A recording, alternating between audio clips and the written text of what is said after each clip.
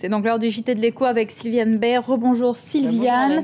On va tout de suite en Grèce où il y a eu d'importantes manifestations hier contre le plan d'austérité, mais les mesures ont bien été adoptées hier par les parlementaires, même si en parallèle l'Allemagne met toujours la pression. Athènes doit arrêter d'être un puits sans fond. Ce sont en tout cas les mots du ministre allemand des Finances Wolfgang Schäuble dans le Welt am Sonntag, et d'ajouter que le plan d'austérité voté par les Grecs n'est pas suffisant aux yeux des Allemands. Il s'avère qu'en effet c'est le 6e plan d'austérité voté par Athènes et que les plans précédents n'ont pas été mis en œuvre dans leur intégralité. Karina Chabour. Après des heures de négociations et de débats, le plan d'austérité du gouvernement est finalement adopté. Un nouveau plan de rigueur, le 6e en 3 ans, imposé par l'Union européenne et le FMI, en échange d'une nouvelle aide de 130 milliards d'euros. Un plan synonyme aussi de nouveaux sacrifices pour les Grecs. Maintenant, nous allons prendre le nouveau prêt afin de garantir la viabilité de la dette. Mais il faut surtout sortir de la crise avec nos propres forces. C'est précisément ce que l'on fait ce soir avec le vote. Concrètement, il s'agit de réduire les dépenses de santé et les dépenses militaires.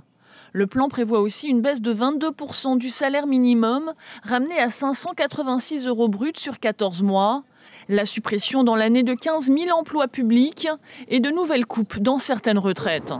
L'objectif, ramener la dette de 160 à 120% de la richesse nationale à horizon 2020. Mais de nombreux analystes restent sceptiques. En 3 ans d'austérité, le déficit de la Grèce et la dette du pays n'ont fait que se creuser. Le chômage est passé de 8 à plus de 20%. Rien que cette année, l'économie devrait se contracter de 4 à 5%, de quoi faire chuter les rentrées fiscales et accroître davantage le déficit. Mais à court terme, avec ce plan, Athènes évite de peu la faillite. Elle pourra payer les 14,5 milliards d'euros qu'elle doit à ses créanciers privés le mois prochain. L'austérité, c'est un mot à la mode en Europe en ce moment, mais aussi la flexibilité sur le marché du travail. Et c'est la stratégie qui a été choisie par le gouvernement espagnol. C'est ça, le gouvernement de Mariano Rajoy qui a voulu s'attaquer à la dualité du marché du travail espagnol dénoncée par les organisations internationales. Cette réforme rend plus simple les licenciements. Des mesures sont également prévues pour stimuler l'emploi des jeunes. Vanessa Tsangatabi. Pour enrayer la montée du chômage, le gouvernement espagnol adopte une nouvelle réforme du marché du travail. Objectif :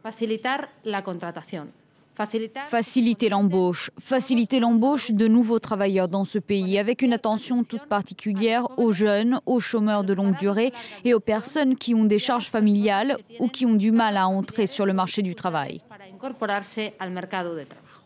Parmi ces nouvelles mesures, la réduction des indemnités de licenciement pour les nouveaux chômeurs, la possibilité de combiner 25% des allocations chômage et son salaire pendant 1 an pour les chômeurs en réinsertion et une déduction fiscale de 3 000 € pour une première embauche d'un jeune de moins de 30 ans pour les entreprises.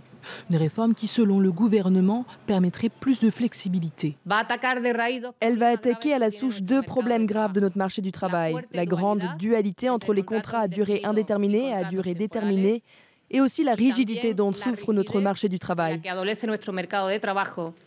La réforme est entrée en vigueur ce dimanche. Le temps presse, l'Espagne détient le taux de chômage le plus élevé d'Europe, atteignant près de 23% pour l'ensemble de la population active et près de 50% pour les moins de 25 ans.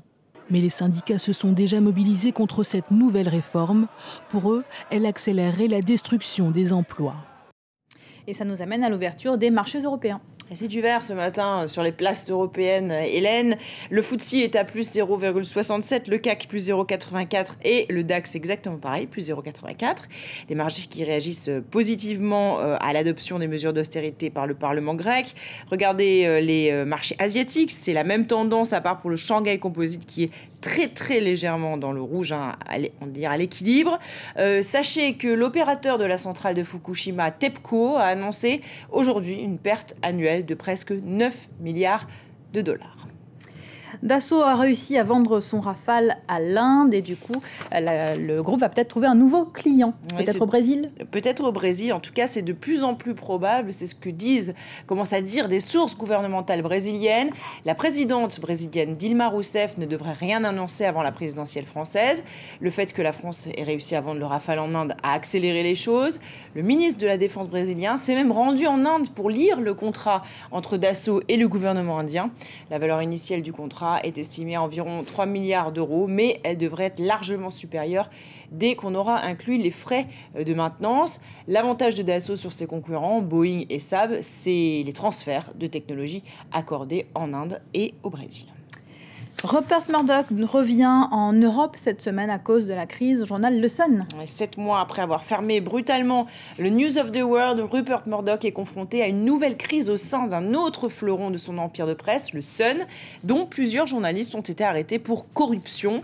Le Sun, c'est le journal le plus vendu avec 2,5 millions d'exemplaires par jour, mais apparemment avec des méthodes peu orthodoxes. La police enquête sur des pots de vin qui auraient été versés notamment à des policiers par des journalistes en échange d'informations.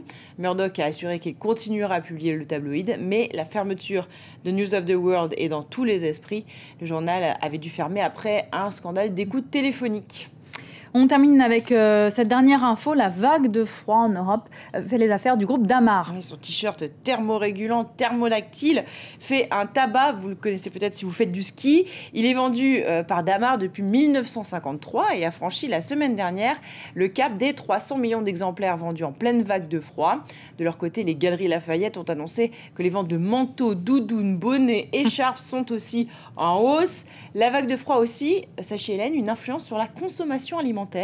La société Metnext prévoit que cette semaine, les ventes de potage seront 20% plus importantes que ce qu'elles ne seraient si les températures étaient normes habituelles pour la saison. L'impact attendu est de plus 11% pour le thé, plus 10% pour les poudres chocolatées, plus 9% pour les légumes surgelés et plus 7% pour les allumes-feu, non pas pour faire des barbecues évidemment, mais pour faire des feux dans la cheminée. On fait comme on peut pour se réchauffer. Merci beaucoup Sylviane, c'était le JT de l'Écho.